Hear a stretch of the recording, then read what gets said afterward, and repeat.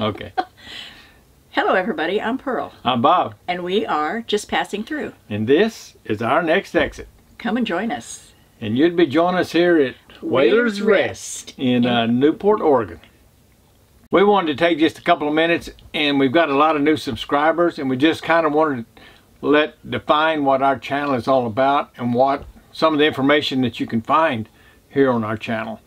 And for the most part, our channel is about retirement and RV traveling lifestyle. Yes. That's what we're all about. That's what we wanted to do when we retired. That's what we're doing. And we're liking it pretty good. We're having a good time. Like anything to do with retirement, probably the number one thing is finances. And so we cover a lot of finances. We do a monthly expense report where every month we put out a spreadsheet that lists all of our expenses in total. And recently, Thomas and Stacy from over at I'm Not Lost, I'm RVing, they did an expense video, and they talked about how they are living this lifestyle for $35,000 a year, $40,000, somewhere in that range. And they talked a little bit about our channel and our monthly expense report, and hence that's how we got a lot of new people here. In the title of this video, we've got retirement and the RV lifestyle, and can you afford it? So that's what we're going to be talking about, all three of those subjects. And to make a long story short, you probably can afford it if you've got $35,000 a year in income. You probably can afford it. But if you're from our opinion, for our lifestyle, if you're doing this on less than $40,000, you're probably having to make some adjustments to stay under that $40,000 mark. I think once you hit $40,000 to $50,000, you're pretty comfortable as long as you don't have any emergencies or maintenance issues. And that can certainly happen. It happened to us, and it's virtually happened to everybody we know that's done this for a very long of a time. And we've been watching a YouTube channel recently that is called, it's Mark and Sue, and their channel is called Our Journey in Miles. Miles is the name of their RV. Let me tell you a little bit about our style of full-time RVing. We're both retired, been on the road for 2 years now, and we chose to go the more comfortable way. As Mark always says, more into being tourists rather than being campers. So we chose one of the bigger rigs. It's comfortable. And back here we have our tow. And I think when most people think about this lifestyle, they're living the lifestyle that you envision when you think about the full-time RV traveling lifestyle. They're staying in KOAs, they're going to big cities where they want to go and see the attractions, activities there, yes, the things that they've heard about and not seen yet. And that's what we thought we were going to do. Before we retired in 2015, and in 2014, I was trying to find out this information, trying to decide if we could retire then. Like all of us, I got frustrated and I was thinking maybe we could quit now. And but I didn't want to quit too soon because I was making good money, and every year I worked makes a big difference on our retirement lifestyle. And I put a poll up on an RV site that is all about RVs. It's called IRV2. And I'll put a link to this poll. It'll be up here. And I ask, what do you think you would be living on? Yeah, your expenses. What is your expense? What does it cost you to live the RV lifestyle? And there was, I think, over 100. I forgot how many people responded. And we got a pretty good response from IRV2 folks. And you got to remember, those are people that are living the lifestyle already. And here's some of the results. But one thing that surprised, well, I don't know if it surprised me, but they got my attention. Half of the people said they were spending over $50,000. And I'm guessing they were doing the lifestyle like Mark and Sue, going to KOA and then going to, all the neat, fun things that there is to do. And so we figured we better not quit work. We need to work some more and save up a little bit more money, because it's going to cost us up to maybe $70,000 a year. But then we heard about 1,000 trails. Yes. And it almost sounded too good to be true. But for us, that's the route we ended up going. And we've got a little, I can send you these files if you want them to import into your Google Maps. But with Thousand Trails, they've got like 80 parks located on the coast, east and west coast. And then Trails Collection, that's another 100-something parks that are scattered around in a lot of retirement spots. They're kind of a step up from Thousand Trails. Thousand Trails are not really RV parks, they're more reserves, preserves. They call them Thousand Trails Preserve. They're not your resort destination. Yeah. They're more of an... About 3 notches down from a resort destination. They may have dirt roads, and you know, they usually got trees and stuff, but you've got a campground, you've got a base, and you can camp there for free once you buy your membership. It's a membership campground. And for us, it works really good. Do we go there and then we'll save up our money, and we're camping and we're traveling, seeing the country, and then when there's an area that we want to go see something specific, maybe doesn't have 1,000 trails, then we go stay in a KOA or something. Right. So for us, it works really good. We can stay up to 3 weeks in one park. You can leave that park and go to another park for another 3 weeks, and you're not paying anything extra because you've already bought your membership to Thousand Trails. So you've got that where you got Thomas and Stacy. They pay what they said on their videos is mostly they camp for free. On average, for the 2 years we've been doing it, we've spent like $250 a month is our average. For campgrounds. That's counting our annual dues to Thousand Trails and different memberships we have. But Mark and Sue, they spend $1,300 a month. In the last 12 months, they averaged $1,300 a month. That's $1,000 a month difference. Yeah. That's a big... So that is something you have to consider, is what is your lifestyle? We do not do a lot of boondocking. We don't do any boondocking. Yes. We don't go into state parks. We're just too big for some parks. So because of the size and because we don't want to, do the harder part of camping, this is a more expensive. So this is our version. And you got to find yours. What's your style? And quite honestly, once again, the yin and yang of Sue and Mark. If it was up to Sue, we probably would be doing boondocking because we do have a solar system on ours with 1,200 watts of solar. We bought our rig used, so we certainly could do that. We don't go to Walmarts or anything because I'm too intimidated by wheeling 65 feet of machinery in an unknown parking lot, in an unknown neighborhood, in an unknown area. And the people that can do that, I literally tip my hat to you. Yeah. You're a lot braver than me.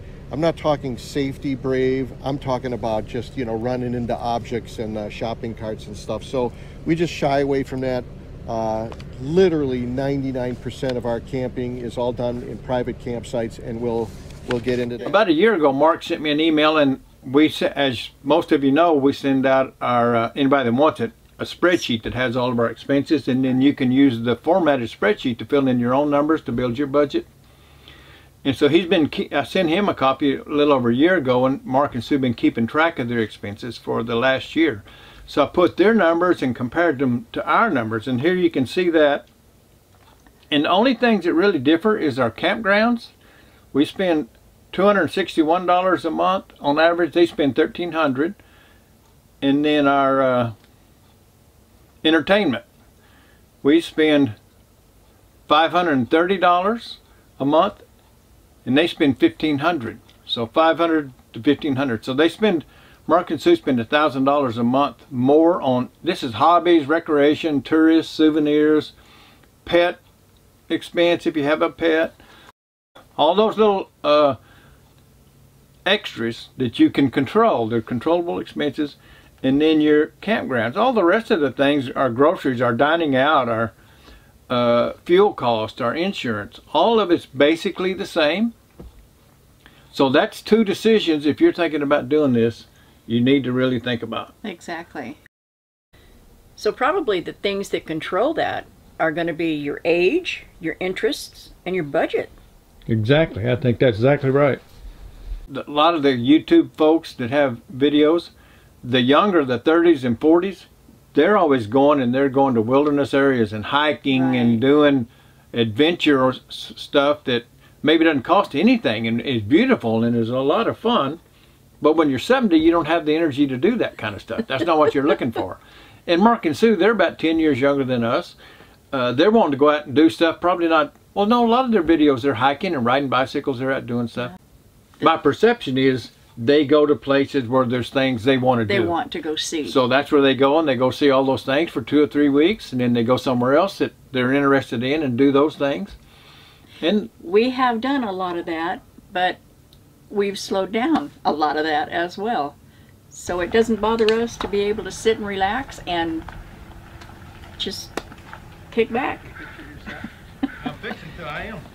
And then your campgrounds, you need to talk, you and your spouse talk about, do I want to do the boondocking thing? And when you're younger, I think you can get away with that more. For us, that's not, we don't mind doing it for a week here and then 4 or 5 months later doing it for a few days there, but doing it for months at a time doesn't grab either one of our fancy. Not our cup of tea. And like Mark and Sue, they said they haven't boondocked any. He doesn't even want to mess with driving in Walmart parking lots in case there's shopping carts he's got to dodge or something. Exactly. Here's a link to their channel up here. You really got to go and watch them. If you're in this retirement age, they're about traveling and having fun, and I think you'll enjoy, especially both their sense of humor. Sue kind of tries to keep Mark in line. I don't know how successful she is, but they've got a great channel, and go and check them out. And then he goes over his budget, and he'll send you a copy of his budget if you want a copy of that. Right. But for us, we more get there, we kind of set up camp and relax, and we casually go look the area over, and if there's something we want to do, we do it. Right. But we don't spend a whole lot of money on doing stuff. And our idea is not necessarily to go someplace where we specifically go to get out and about. We just are traveling the country. We kind of go where 1,000 Trails places are at. Right. And if we're into a part of the country that has something that we hadn't seen, like Niagara Falls was the classic thing. We had to drive a couple 100 miles or 100 miles to get there and stay in the KOA. And it was well worth it. We just thoroughly enjoyed that. Because we save so much. It doesn't hurt Other times, from time to time to splurge a little bit. So anyway, those are a couple of things you need to figure out, is what kind of camping you want to do, and then what kind of recreation you want to do. Another thing we have on our channel is we've interviewed about, I don't know how many, 6 or 7 different couples, and most of them were before they started RVing. Some of them had already started RVing, and now most of them have moved along and got into the retirement and living the RV lifestyle. Right. And those interviews are pretty interesting. If you go to our website and scroll on down, you can see over here a link to Mark and Sue's site, and then Chuck and Cheryl, we got a link to their site. That's another couple that we did an interview with them, and we just enjoy them. We hope to get to meet up with them. Again, I think they're going to spend this winter in Texas, so maybe next year we might see them. But then you scroll on down, and then there's the interview videos that we did. And then maintenance. In maintenance, you got to just budget. It depends on if you're doing a trailer or fifth wheel or motorhome. I mean, probably a big Class A motorhome, diesel pusher is your most expensive for maintenance. Everything costs a lot of money for these guys. But you need to budget a certain amount. I think Mark's got $500 he's been average. Well, let me look. It's a good idea to set aside a nice budget and not touch it, and save that absolutely for emergencies, because you're going to have the emergencies from time to time. So on our maintenance on our RV, we spent, because we had a big one, we had some bad luck, we spent $850 is what we're averaging a month on maintenance. But Mark and Sue, they've got a much newer coach, and they're still averaging $580, almost $600 a month. So you need to put at least $500 a month in there, I would think. I mean, you're going to know better what kind of rig you got and what you need. If you're using a regular pickup truck and a fifth wheel or trailer, your maintenance probably is going to be substantially less. But we've got videos on our Lazy Days experience that might educate you a little bit on how not to have maintenance done. And another really important thing that doesn't get talked about a whole lot, but especially for retirees, if you're 30 or 40, probably you're going to do this lifestyle a while, and then you're going to get out and go do another job and kind of start building up retirement and get back into maybe not, I don't know. But for retirement, if you're going to retire and do this stuff, you need to know when this quits, whether you do it for 1 year, 2 years. We were going to do it 2 years, and now Pearl's trying to talk me into 3 or 4 more. We finished our 2. I'll try to 2 more, maybe. Oh, 2 more. Okay. But you need to know what you're going to do. When we sold our house, we had some equity, and we put that aside. It's not enough to pay cash for our next house, but it's enough to pay for substantial 3/4 of it. Yeah. And then, like, there was another couple when we were down in South Texas 2 years ago.